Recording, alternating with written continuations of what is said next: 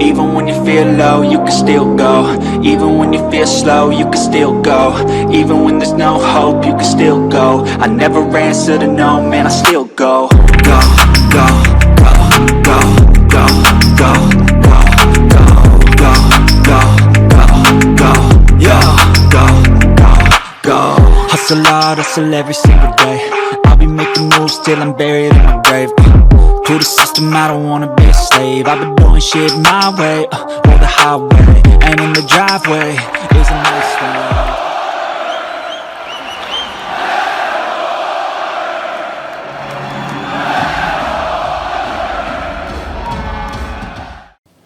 Welcome back to the channel, guys. My name is Gene Edwards. You are watching Lubed. This is my game review for the November 8th, 2022 matchup between the Edmonton Oilers and the Tampa Bay Lightning at the MLE Arena in Florida. The Edmonton Oilers played an amazing game, all-team game tonight. They end up defeating the Tampa Bay Lightning by a count of 3-2. However, the main storyline is the health and well-being of Evander Kane. So those of you that do not know what happened tonight, about 3.5 minutes into the second period, Evander Kane fell to the ice and Patrick Maroon accidentally skated over his wrist, causing a significant cut to his wrist that caused Evander Kane to basically go skating down the tunnel in a panic, requesting help from what I understood. Luckily, medical staff was able to get to him very quickly. He did go to hospital tonight, and the latest update on it is Ken Holland said he was doing well, and this is according to Gene Principe of Sportsnet, that he was doing well. However, he was to undergo surgery on his wrist, and that concerns me a little bit. Like, was the damage a little bit more than just a cut? Was it tendon? Was it, makes you wonder. So let's hope for the best. Let's hope that Evander heals up really well and is back in the lineup ASAP, because we need him there.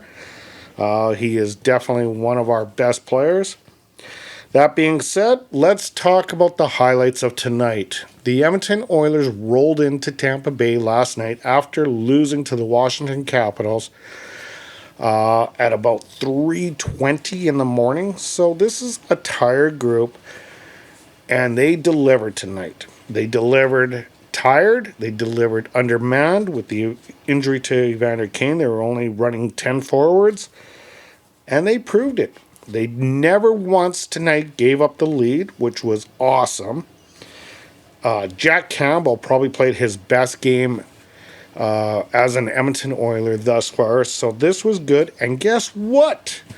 Warren Foegele finally scored a goal. Yes, and he was actually very excellent. He was hitting bodies. He was really good. An amazing, amazing game.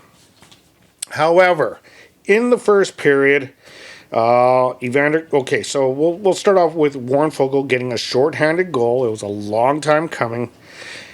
Later in that period, there was a icing situation between Tyson Barrie, and I don't know who the Tampa Bay player was, but it was still contested, and it led to Tyson Barrie going in very awkwardly into the boards, and I thought he was hurt, because the way he went in, it was easily he could snap ankles, he could do knee damage. We saw Taylor Fedun years ago. Those of you that remember Taylor Fedun, he broke his femur crashing into the boards. They need to revisit this rule where it's more safer for these guys, because it's still a dangerous rule that they have right now. If that puck crosses that line, it should be automatically whistled dead. They shouldn't have to race for it at all. It's a silly, silly play. Don Cherry was an advocate for it getting rid of years ago, and I totally agree. They should not have to chase it down. It's an insignificant play that has very dire consequences if someone should get injured.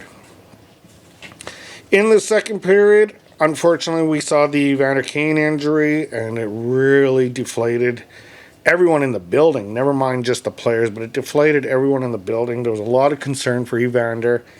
However, the game did go on, and the Oilers still managed to play very disciplined. Hyman gets a goal called back in the second period, and when I was watching the review on it, I agreed that, yeah, that was a kicking motion.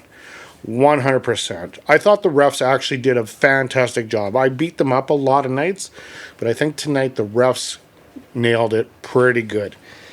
Yeah, if you look at the play on replay, there's definitely a kicking motion. They're not looking at, I know Louis DeBrusque was saying that his intention was, but they're not looking at intentions. They're looking at optics. And what I saw was very much a kicking motion. So I thought they got the call right on that one. And there was another goal called back in the third period. We'll get into that shortly. And it was actually, I'll get into that right now. So Tampa Bay got a goal overturned. Now, here's the thing. Jay Woodcroft challenged the offside. Now, this was actually a goal that never crossed the line, but Jay Woodcroft challenged the offside, and that's how the refs announced it. This is their one fumble of the night. The refs announced it that the Edmonton Oilers are challenging offside on the play. When they go back to announce it to the crowd, they say that the goal never crossed the line. So it wasn't the challenge. It was kind of a fumble on their part. That was the one minor fumble. They got it right, though, because the puck never crossed the line. And as a result, the Edmonton Oilers kept the game at a 3-2 lead and win the game. The X factors for tonight.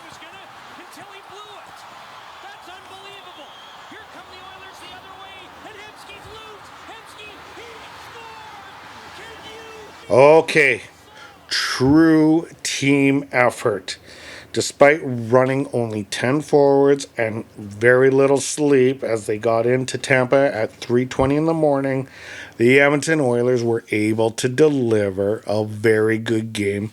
Special teams was remarkable tonight. Just an amazing game. I wish this team could play like this all the time. My second X factor tonight, Jack Campbell. I beat up the goalies a lot, but I'm going to give them props when they have a great night. Jack Campbell, without a doubt, 100% had his best night as an Edmonton Oiler with a .946 save percentage. Just an amazing effort, and especially the last, 3 minutes of that third period, he was being peppered by the Tampa Bay Lightning, and he survived it. And I was like on edge, but he survived it. And third and final, Warren Fogle, absolute beast mode, gets a goal, several hits, just was a absolute factor tonight. Way to go, Warren. Way to go, boys. What an effort. Let's take this into Carolina on Thursday and do the same thing. Anyway, guys, that is all I have for you tonight. As always, stay healthy, stay happy, and stay hydrated. Way to go, boys. You made me proud. Keeps bleeding from the words I spit, so sharp, so freezing, so cold. Behold, frostbite, they feeling.